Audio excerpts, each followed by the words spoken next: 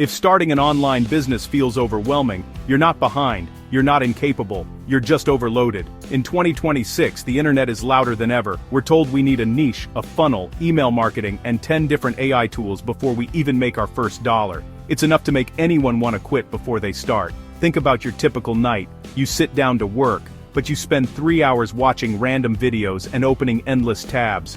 By the end, you're more confused than when you started. That's decision fatigue. It's the silent killer of every new business. Overwhelm isn't caused by too much work, it's caused by too many choices. Stop. Real businesses aren't built on 3 a.m. bursts of motivation.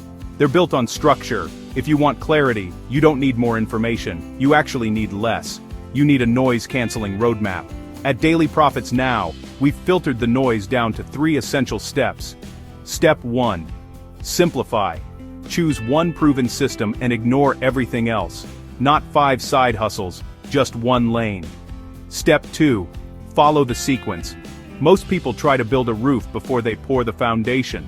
A roadmap shows you the exact order, so you never have to guess what to do on a Tuesday morning. Step 3. Don't build alone. Isolation is where confusion thrives.